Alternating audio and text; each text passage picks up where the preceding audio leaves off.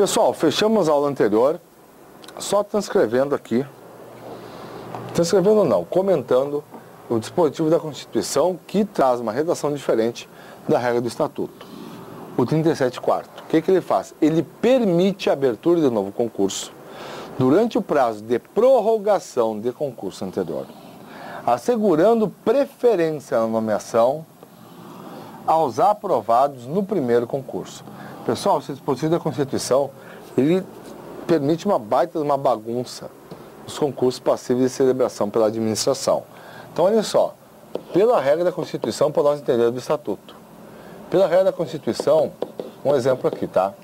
Vamos dizer que a administração abre um concurso, está aqui o primeiro concurso,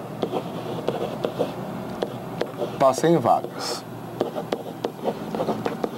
E aqui eu tenho 500 aprovados. Aprovados são todos aqueles que tiraram a nota mínima de aprovação. Não são necessariamente os classificados. Os classificados são aqueles que tiraram a nota mínima de aprovação e ficaram, segundo tal nota, nas colocações que correspondem ao número inicial de vagas ofertadas pela administração.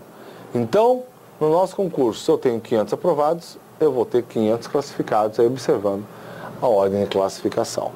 Então, vamos dizer que esse concurso é aberto em janeiro de 2001. Vamos dizer que a administração use todos os 2 anos, está aqui o prazo inicial. Então, o seu prazo inicial de validade se encerra em janeiro de 2003. E a administração prorrogue por mais 2 anos, encerrando em janeiro de 2005.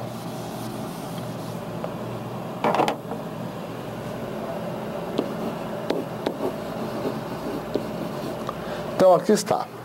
Esse concurso para 100 vagas, o primeiro concurso, no qual tivemos 500 aprovados, 500 candidatos que tiraram a nota mínima de aprovação, teve prazo, foi homologado seu resultado final em janeiro de 2001, iniciando-se o prazo de validade, primeiro prazo de 2 anos, a administração se valeu de toda margem dada pela lei, então se encerrou em janeiro de 2003, e aqui foi prorrogado uma única vez, por mais 2 anos, encerrando em janeiro de 2005. Pois bem, então pela Constituição, só admite-se a abertura do segundo concurso durante prazo de prorrogação. Durante o primeiro, não é possível. Então, usando o exemplo aqui, eu posso ter um segundo concurso, agora, para 50 vagas, no qual tivemos 1.000 aprovados. 1.000 pessoas que tiraram a nota mínima de classificação.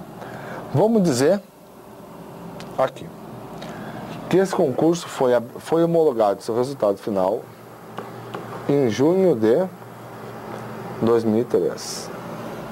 E aqui, prazo inicial, os mesmos 2 anos, se valeu a administração, encerrou o prazo inicial em junho de 2005. O que diz a regra constitucional? Ela diz que a administração pode abrir um novo concurso durante o prazo de prorrogação do concurso anterior, mas é assegurado direito e preferência na nomeação aos aprovados no concurso anterior. Mais uma coisa para complicar a incidência do dispositivo. Então, no nosso caso, para fechar aqui o exemplo, vamos dizer que a administração, ela ofertou 100 vagas, mas como teve 500 aprovados, foi decidido politicamente a criação de mais 100 vagas.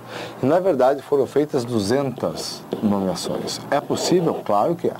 Desde que uma lei crie novas vagas e haja candidatos habilitados, porque aprovados no concurso, é possível ser chamados mais candidatos que o número inicialmente oferecido.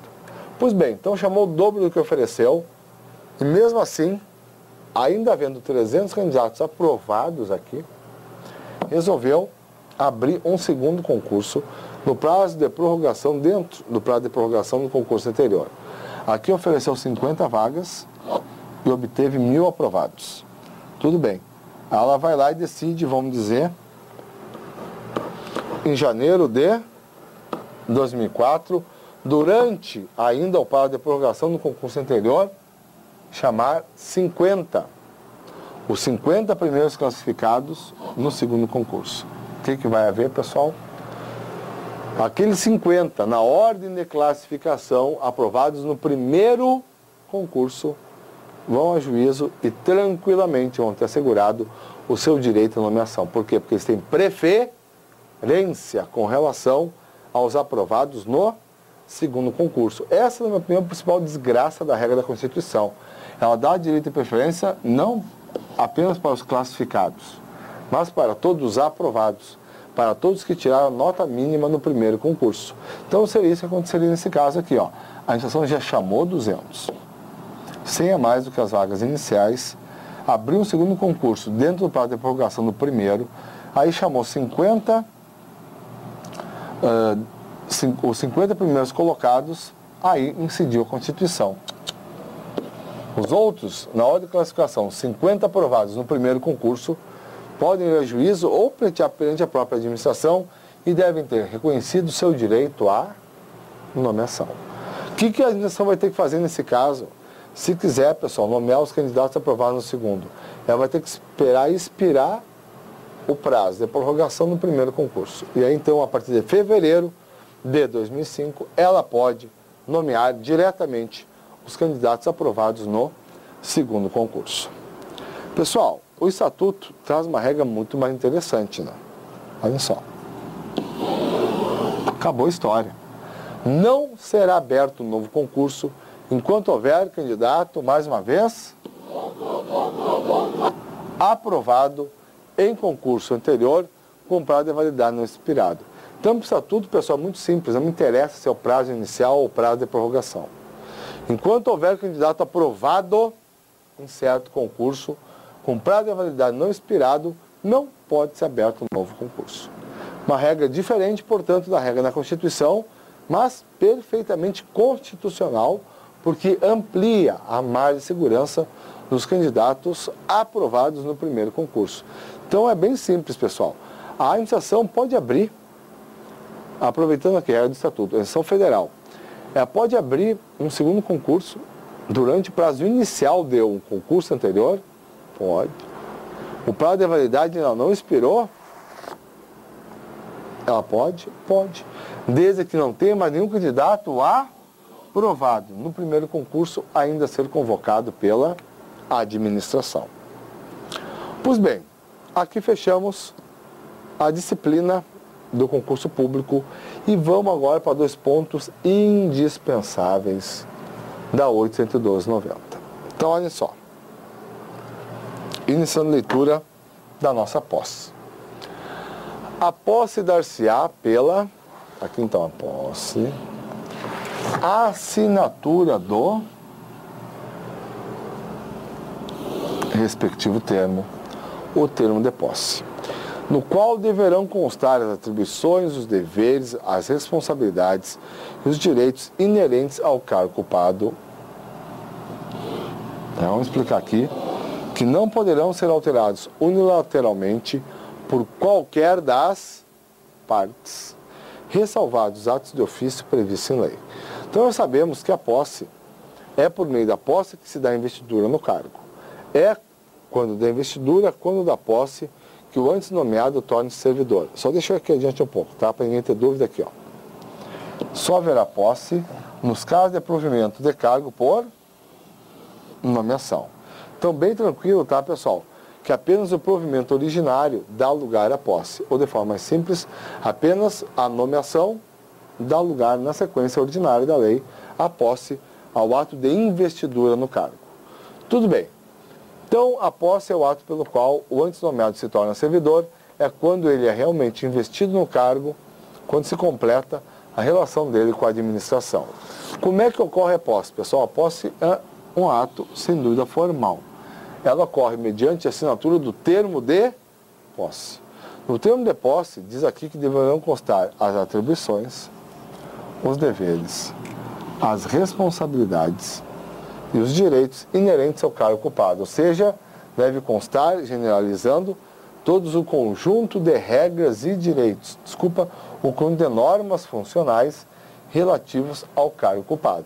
Na verdade, né, pessoal, é feita uma menção à legislação que traz essas atribuições, deveres, responsabilidades e direitos. Senão, cada termo de posse ia ter 50, 100, 200 páginas. Então, para observar a lei, no termo de posse assinado pelo servidor, pela autoridade competente, consta apenas uma remissão às normas que trazem o regramento jurídico do servidor. Então, tudo bem. O servidor comparece, assina o termo de posse, pode até não ser ele comparecer, como nós vamos colocar. A partir desse momento, ele se torna servidor e o seu regime jurídico não pode ser objeto de alteração unilateral, seja por sua vontade, seja por vontade da administração. Poxa, mas isso não quebra, pessoal, o que nós estudamos dentro da teoria geral de agente público, que o regime estatutário é unilateral, pois decorre diretamente da lei, claro. Regime estatutário é unilateral. E o significado estatutário, pessoal, é justamente isso. É unilateral, pois decorre diretamente da lei. Poxa, mas aqui o artigo 13 diz que não cabe alteração unilateral. Sim, mas a possibilidade de alteração unilateral não é pela administração, é pela lei. Por isso que essa ressalva aqui aos atos de ofício previstos em lei. O que significa então essa regra? Ora, é claro que a própria administração, o próprio servidor não podem, por sua vontade, alterar o regime jurídico aplicável. O que cabe à administração, quem pode alterar unilateralmente esse regime? É tão só a lei. E aí vai caber à administração unilateralmente, de ofício, aplicar as alterações determinadas pela lei à situação jurídica do servidor. Pois bem, pessoal, qual é o prazo para a posse? Qual é o prazo para que o servidor compareça e assine o termo de posse ou um procurador, segundo o parágrafo 3º que nós vamos chegar? O prazo para a posse é de 30 dias contados do quê? Da publicação do ato de provimento. Então, olhem só, a posse ocorrerá no prazo de 30 dias contados da publicação do ato de provimento, ou seja, da publicação do ato de nomeação. Mas qual o efeito, pessoal? Só um pouquinho. Se o servidor, se o nomeado não observa esse prazo. Eu pulei aqui para o parágrafo 6º. Simplesmente é tornado sem efeito o ato de provimento. Então, olha o que diz o parágrafo 6º. Será tornado sem efeito o ato de provimento se a posse não ocorrer no prazo previsto no 1º desse artigo. Então, eu quero destacar bem, tá, pessoal, que daqui a pouquinho nós vamos entrar no exercício. Se o servidor tomar posse e não entrar em exercício no prazo legal, ele é exonerado. Ele perde o vínculo com a administração numa dispensa sem efeito punitivo. Aqui, não tem como aplicar uma exoneração, porque não se aperfeiçoa ainda o vínculo daquela pessoa com a administração. Esse vínculo só se aperfeiçoa efetivamente com a posse. Então, se o nomeado simplesmente perde o prazo da posse, não cabe falar em exoneração. A consequência é isso aqui, ó. Simplesmente é tornado sem efeito o ato de provimento. Então é tranquilo. Uma vez publicado o ato de provimento, ou seja, publicada a nomeação, o servidor tem 30 dias para tomar posse ou um procurador em seu nome, ou seja, 30 dias para comparecer à repartição competente e assinar o termo de posse.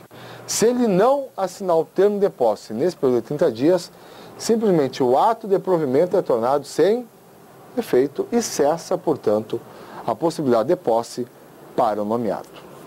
Pois bem, retornando aqui então, aqui. Pessoal, vamos aproveitar que o tempo que nós temos, só vou ler o parágrafo 2º e iniciamos sua resolução na próxima aula. Então, olha só. Em se tratando de servidor que esteja, na data da publicação do ato de provimento, em licença prevista nos incisos 1, 13 e 5 do artigo 8.1, ou afastado nas hipóteses dos incisos 1, 4, 6, 8A, B, D e E, F, 9 e 11 do artigo 102, o prazo será contado até o impedimento.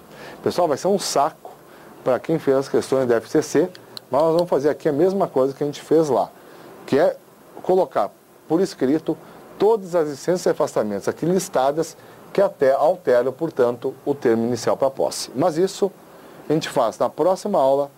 Agora paramos por aqui. Obrigado.